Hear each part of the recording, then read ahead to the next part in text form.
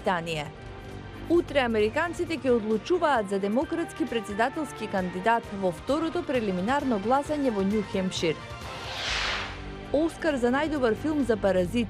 Медена земја не освои Оскар, но имаше 2 номинации. Коронавирусот го надмина смртниот биланс на епидемијата SARS. Останете со нас.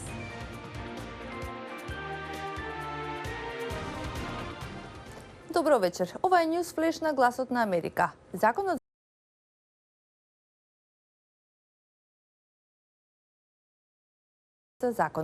Клучна е поддршката од независните претеници, кои договорија прислушуваните разговори да не бидат докази во дел од постапките. Во продолжение, вестите од САД. Североисточната држава Њу Хемпшир утре гласа за кандидат на Демократската партија за председател. Се работи за второ прелиминарно гласање во државата, откако претходно прелиминарно гласање се одржа во Ајова. Филмот Паразит синоќа влезе во историјата откако стана прв странски филм кој освои наградата Оскар за најдобар филм. Филмот 1970 на Сем Мендес освои 3 Оскари за најдобар актер, а Рене Зелвегер беше прогласена за најдобра актерка. Бројот на жртви од коронавирусот во Кина достигна 908 лица.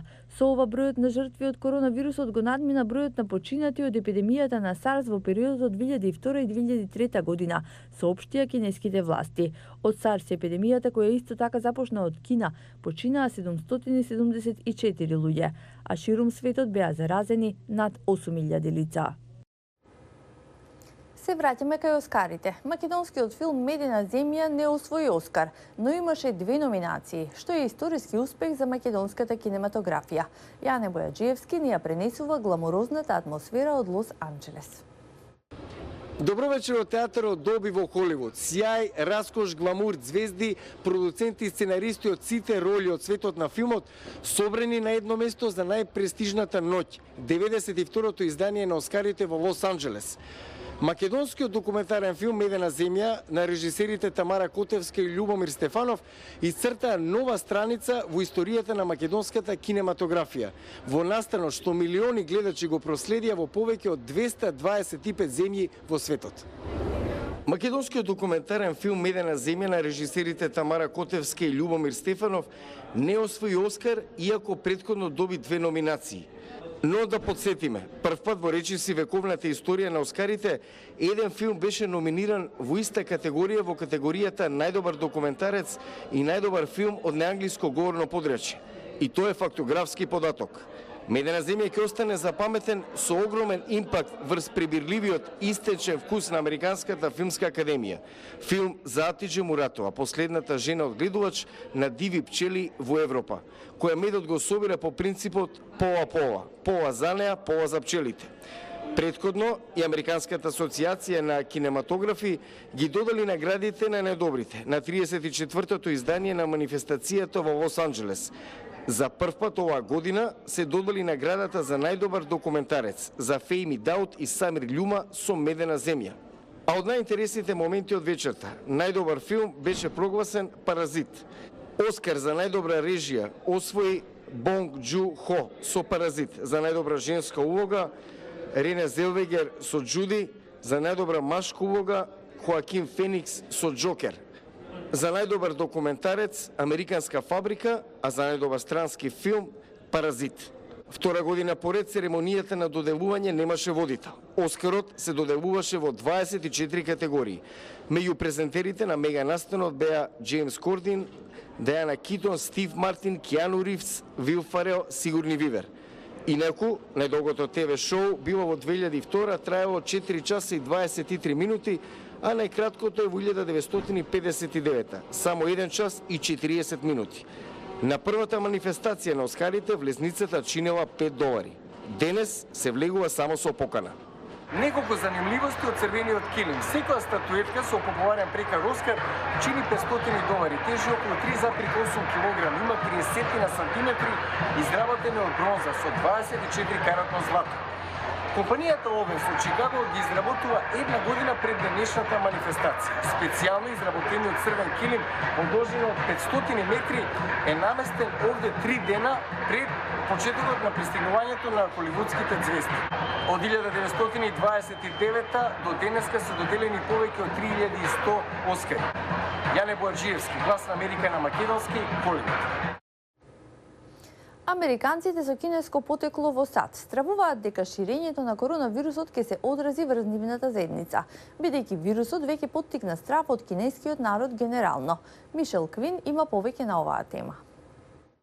Во кинескиот кварт во Сан Франциско популарна кинеска танчерска група ги посетува тамошните бизниси за да им посака успешна работа како дел од новогодишната прослава.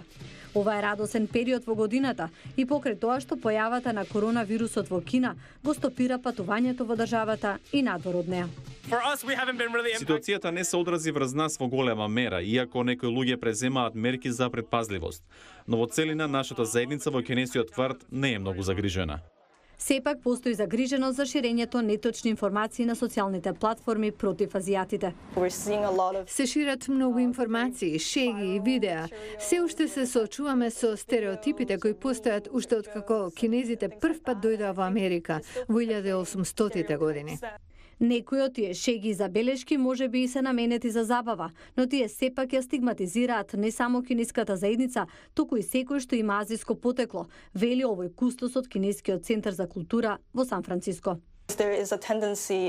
Историски во нашата држава има тенденција да се прифаќаат расистички и ксенофобички политики во име на заштита на јавноста. Сепак, за нашата заедница, линијата е многу тенка кога се работи за заштита на личноста, без таа да биде навредена. Неодамнешна објава од Универзитетот на Калифорнија во Беркли сугерираше дека ксенофобијата против азијатите е нормална реакција. Кусо потоа Универзитетот ја отстрани објавата и се извини. Но кинеската заедница беше многу вознемирена. Ги повикуваме сите на оваа ситуација да гледаат како на јавен здравствен проблем, без да се поврзува со одредена заедница. Сепак и покрај загриженоста илјадници луѓе се очекува да излезат на новогодишната парада в сабота, со цел да ја слават кинеската култура во Америка. Во Лисбург, Вирџинија, температурата е над точката на мрзнење, но тоа не ги одврати уметниците кои доаѓаат секоја година ова време да го претворат мразот во магија. Максим Москалов го посети годинашниот фестивал на мраз, каде се сретна со уметници, на кои ова им е хоби, но и со такви кои професионално се занимаваат со изработка на скулптури од мраз преку целата година. Животни од светот на фантазијата, вонземјани, ликови од војна на звездите и што уште не. Импресивни скулптури на кои жителите од Линсбург, Вирџинија се навикнати. Стотици туристи секоја година доаѓаат токму да ги видат скулптурите.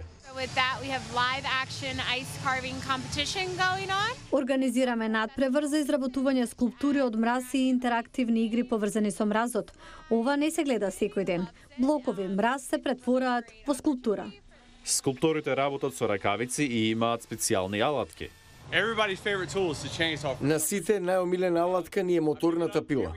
Глен Хјуз е од Атланта, Џорџија. За него изработувањето скулптури од мраз не е само забавно хоби, туку е сериозен бизнис и главен начин на заработувачка. Ова е мојата професија. Собственик сум на еден од најголемите компании за мраз на југоистокот. Ова ми е работа. Рич Дейли од Њујорк е готвач по професија, но пасија му е изработувањето скулптури од мраз. Успел да влезе во Гинисовата книга на рекорди. За само 2 часа направил 60 скулптури од 8165 килограми мраз. Денеска правам огромна бубачка од Вселената. Го заборавив нацртот на маса во Њујорк. Ја правам посеќавање. Уметниците работеа со мразот цел ден, од 9 наутро до 5 попладне.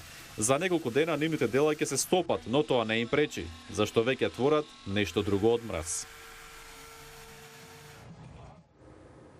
Го гледавте Newsflash на Гласот на Америка на македонски. Јас сум Анита Шијакова од студиото во Вашингтон.